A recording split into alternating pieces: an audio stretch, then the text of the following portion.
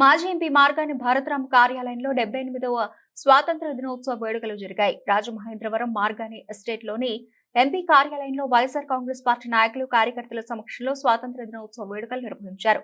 ముందుగా జాతీయ జెండాను ఆవిష్కరించి మహాత్మా గాంధీ చిత్రపటానికి పూలమాలలు వేసి నివాళులర్పించారు.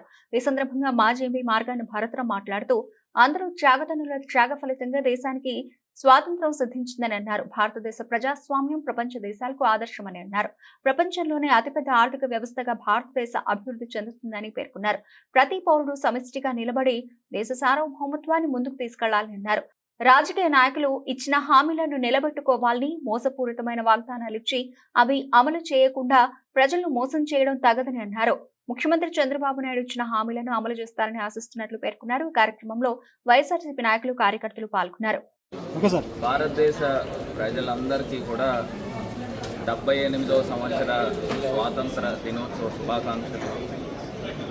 మరి ఎంతోమంది మహనీయులు, త్యాగమూర్తులు మన భారతదేశం యొక్క స్వాతంత్రం గురించి ప్రాణాలు అర్పించి ఇవాళ భారతదేశము ప్రపంచంలో అతిపెద్ద డెమోక్రటిక్ కంట్రీ కిందన ఉండడం జరిగింది.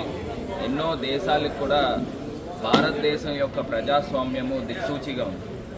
మరి అలాంటి భారతదేశము రాబోయే రోజుల్లో ద బిగ్గెస్ట్ ఎకానమీ కిందన కూడా అవతరించబోతాం. ఇప్పుడు మనం చూసినట్టయితే భారతదేశము 3rd బిగ్గెస్ట్ ఎకానమీ కిందన అవతరిస్తుంది. మరి అదే రకంగా ఇవాళ భారతదేశం యంగ్ ఇండియా, ఇవాళ యువతరం అందరూ కూడా ముందుకు వచ్చి భారతదేశం యొక్క సార్వభౌమత్వాన్ని, సమగ్రతను కాపాడుతూ మనం చూస్తూ ఉన్నాము. చుట్టుపక్కల దేశాలు బంగ్లాదేశ్ కానీ, పాకిస్తాన్ కానీ, ఈ శత్రు దేశాలు, బంగ్లాదేశ్ మొన్నటిదాకా మనతో సఖ్యతగా ఉన్నప్పటికీ కూడా మరి ఏ రకమైన కార్యక్రమాలు జరుగుతూ ఉన్నాయో మనకు కనబడుతూ ఉంది. మరి ప్రతి పౌరుడు కూడా సమిష్టిగా భారతదేశము ఒక మాతృమూర్తి కిందన భావించి భారతదేశం యొక్క సార్వభౌమత్వాన్ని పెంపొందించే విధంగా ప్రతి ఒక్కళ్ళు కూడా ముందుకు రావాలని మనస్ఫూర్తిగా కోరుకుంటూ, పేట్రియటిజంతో ప్రతి పౌరుడు కూడా ముందుకు రావాలి అని కోరుకుంటూ, మరి భారతదేశానికి స్వాతంత్ర దినోత్సవము ప్రతి పౌరుడు కూడా ఎంతో గర్వంగా చెప్పుకునే విధంగా ముందుకు సాగాలని కోరుకుంటూ ప్రతి ఒక్కరికి కూడా హ్యాపీ ఇండిపెండెన్స్ డే. 77కి 78 ఏం తేడా వచ్చిందంటే స్వాతంత్ర దినోత్సవం ఇవాళ 78లో అడుగు పెట్టాం.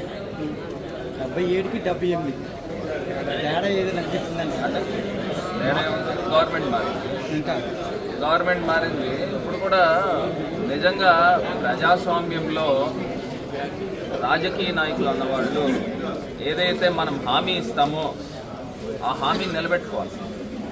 మనము మోసపూరితమైన వాగ్దానాలు చేసి అధికారంలోకి రావడం వలన ప్రజలను మోసం చేసినట్టు అవుతుంది.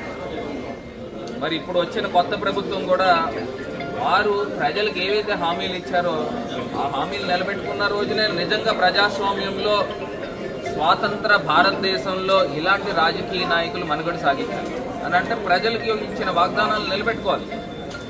మరి గతంలో ముఖ్యమంత్రి కింద ఉన్న జగన్మోహన్ రెడ్డి గారు ఏ రకంగా ప్రజలకు ఇచ్చిన హామీలు నిలబెట్టుకున్నారు, ఇప్పుడు ప్రస్తుతము వచ్చిన ముఖ్యమంత్రిగా చంద్రబాబు నాయుడు గారు కూడా ఇంకా కాలం ఉంది కాబట్టి రాబోయే రోజుల్లో ఖచ్చితంగా ప్రజలకు ఇచ్చిన వాగ్దానాలని నిలబెట్టుకుంటూ రాష్ట్రాన్ని ముందుకు తీసుకెళ్లాలని మనస్ఫూర్తిగా